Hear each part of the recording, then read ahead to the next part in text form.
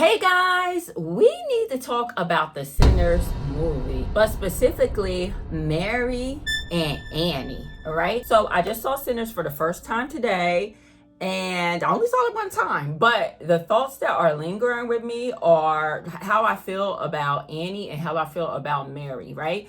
These two women in this movie weren't just supporting roles, right? They were main characters, and even after the screen fades to black, they stay with you, right? So today we're just gonna go over, a lot of Mary's qualities. We're gonna go over a lot of Annie's qualities and what made them who they are with what little information that we have, all right? But before we get into things, I realize that you could be on any channel in the world right now, but you're right here with me, and I really do appreciate that. So be sure to like this video and also subscribe to my channel if you do like watching TV show reviews and also movie reviews, right?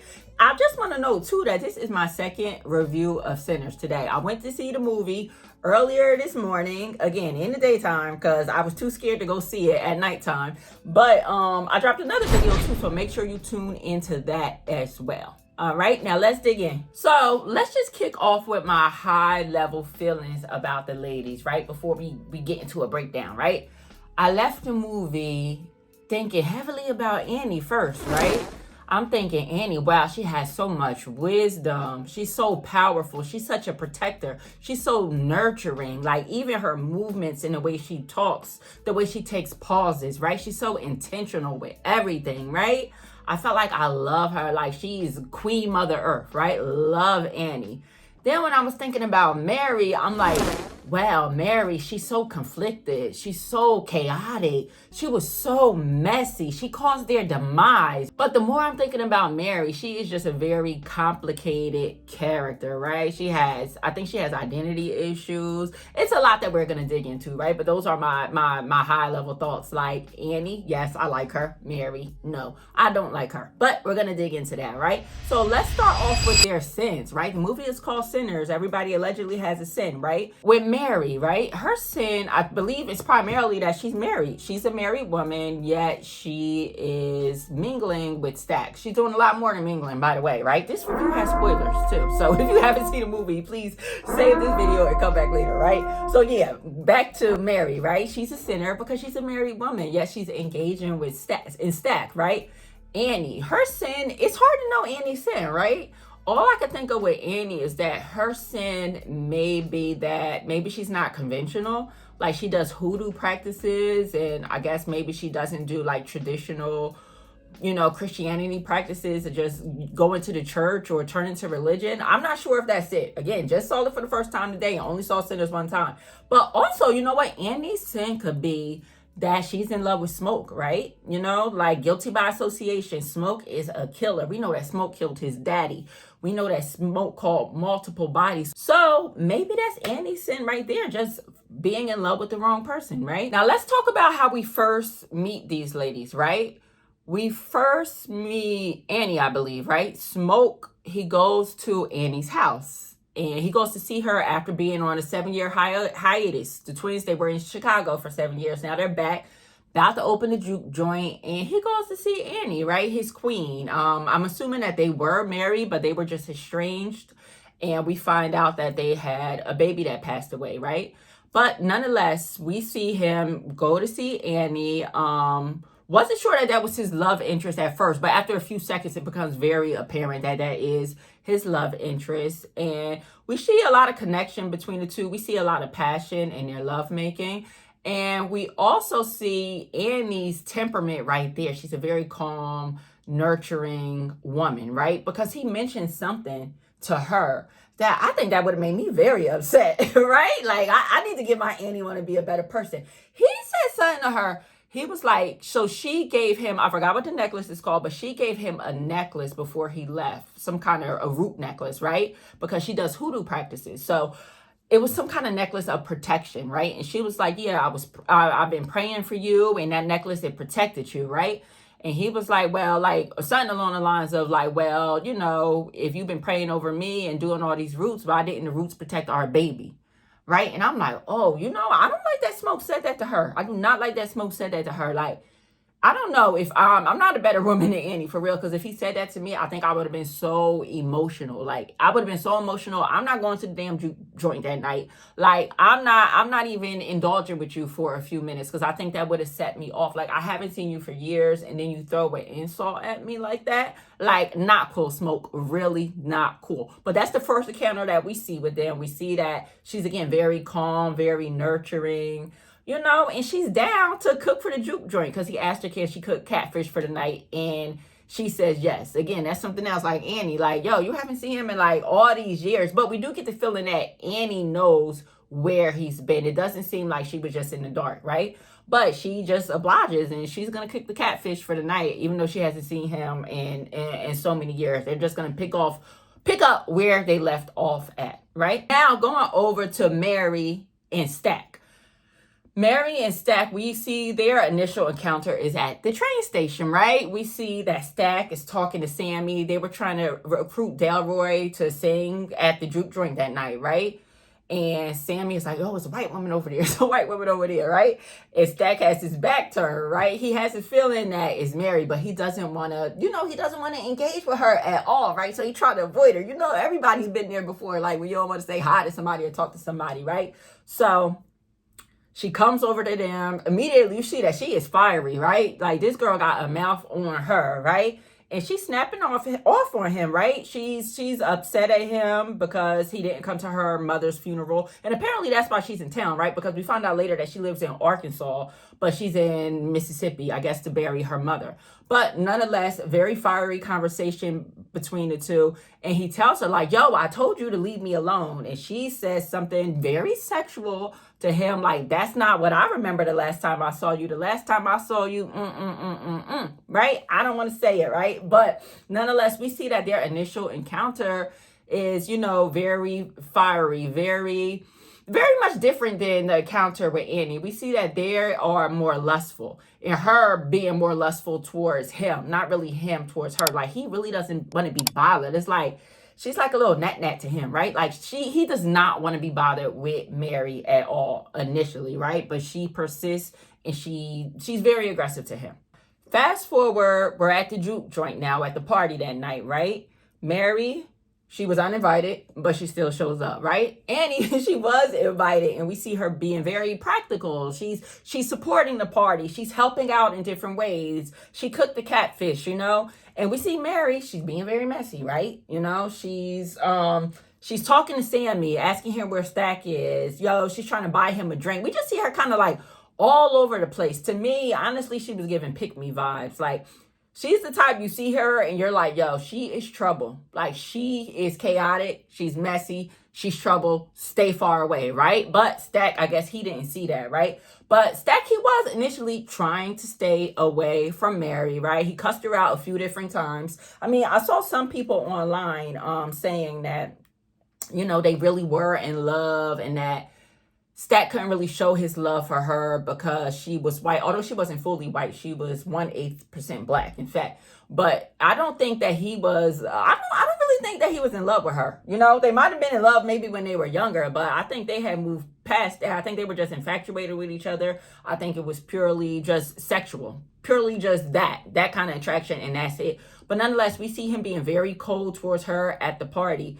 Meanwhile, we see Smoke and Annie, we see the vibes between them, right? You could tell that they're in love, although they haven't seen each other in so many years, and she's being very supportive of the juke joint, right? And now the conflict begins, right? We see that Remick, Bert, and Joan, they come to the juke joint's door, right? And they want to come in. They want to party with the black people, right? But we see right away all of them at the door. Again, Annie's just staying in her lane, but Mary, she comes to the door. Nobody told her to come to the door. What are you coming to the door for, right? Like, I don't know if it's some type of white savior complex. I don't know what that is, but again, she just gives off pick-me vibes, just all over the place, right? Like a little nat. But nonetheless, right, that was the first time that conflicts, like a real conflict, like enters the story with the vampires, right? So we see, fast forward a little bit, we see Stack talking to Mary. Stack, he's money hungry, right? Hence his name is Stack. He wants some stacks, right? So he's talking to Mary, right? Like, yo, I don't know if we're going to turn a profit tonight. It's not doing so good, not looking too good. And he's like wondering how much money that Remick had, because Remick was trying to get in, like, yo, I got these gold coins, I got money, let us in. Like, we're going to have fun with y'all. We love the music. So Mary goes out there. But I will say this, I feel like Stack, and again, I only saw this one time. I would love to see this part over again, or somebody correct me if I'm wrong. But like Stack just mentioned that he wonders how much money that they have. But does Mary take it upon herself to go out there and find out, or does Stack encourage her to go? That part I'm not sure of, right? But nonetheless, Mary goes out to meet with the vampires, but she didn't know they were vampires, obviously. Just trying to find out how much money they had, right? And I think, Stack, he did have a part in kind of sending her out there, because didn't he give her a weapon to actually protect herself just in case something popped off? So yeah, he's guilty of something as well. So I can't put that all on Mary, right? But Mary, she goes out, she talks to Remick and his crew, just trying to find out how much money that they have. And then we know what happens next, right? I'm doing high level here, not doing blow for blow, but Mary gets bitten, right? So Mary, she tries to come back into the party. It's kind of easy for her to come back in the party because she was already in the party, right? And with these spirits, with these vampire spirits, you have to be invited in. You can't just go in. So she goes up to the door. Cornbread is still at the door. She's like, Cornbread, let me in. Why are you just standing there blocking the door, right? So it was easy for her to get in, right? And then she proceeds to seduce Stack. They go in the back room and they proceed to have sex, but she bites his neck. Oh my gosh, she bites his neck, y'all. And we see that Smoke and Sammy, they came in there. Smoke, he blasted at her. He emptied out his whole clip on her, but she didn't die. She just ran off. And that's where I don't even know if it's coming to him yet that, oh my gosh, she's a vampire. I don't even know if he's thinking about that yet, because he's trying to save his brother, right? His brother's there bleeding out from the neck, right? But nonetheless, now we're going back to Annie, right? Annie is on scene. Annie is so calm with trying to explain to Smoke that Stack ain't Stack no more. This is not your brother. This is something else. This is not your brother anymore. To me, just her nurturing spirit, the way she was just very calm with him, not raising her voice, that says a lot about Annie right there. Because in that situation, that's a dangerous situation. Anybody would be a little elevated, a little bit turned up, a little bit hysterical, but she was not. Annie was just cool as a fan, very even keel, explaining to him, how it works with vampires, right? And then, again, just moving forward pretty quickly here, we see that the conflict is elevating. A whole bunch of vampires outside, and they're all in danger of being turned by the vampires, right? So Annie, being the woman that she is, she tells Smoke, if one of them bite me, put me down. Like, I don't want them to take over my spirit. I have someone to see. I have people to see. Talking about her infant that passed away. And also just talking about her ancestors. Like, don't let them vampires take over my spirit, and don't let me go out here and be turned and be biting people, right? Like, let me die peacefully. Like, let me RIP, go to heaven, be with my baby, right? So I just thought that was so, like, to me, just smart for her to tell him that, to explain to him, like, logically, like, yo, don't kill me. Don't be scared. Like, stake to the heart. What is stake to the heart, right? And then we see a lot of chaos ensue. But Annie is the protector. You could tell she's not only protecting Smoke, she's trying to protect everybody there at the juke joint. Like, she is a leader, right? She is the one who's telling them the potions, like, yo, we got to mix the garlic with the pickle juice, right? We need a wooden stake to kill the vampires. She's giving them all the game, all of the tips that they need to protect themselves from the vampires, right? Ultimately, it doesn't work, but we see that her intentions were well, and she had a lot of ancestral knowledge, and she had a lot of wisdom, right? That's the kind of woman that Annie is, right? And then the inevitable happens. Annie gets bitten. She gets bitten by Stack, y'all. It's so sad. But Smoke follows Annie's instructions. He puts the wooden knife through her heart and he kills her so that she doesn't turn into a vampire and that they can't take over her body, right? But nonetheless, I think even if, like, Annie would have turned, I don't know, this might be just a crazy thought, but even if she turned into a full vampire, like, something about that woman's strength just shines through. I still don't think she would have been Smoke. I don't know. For some reason, I don't know. I just feel like she has the strength and the power to overcome being turned, right? Even if she's a vampire, I just think she would resist it somehow, some way. Now, the last scene that we see Annie in is the afterlife, right? We see that she's holding her newborn baby daughter. She's breastfeeding the baby.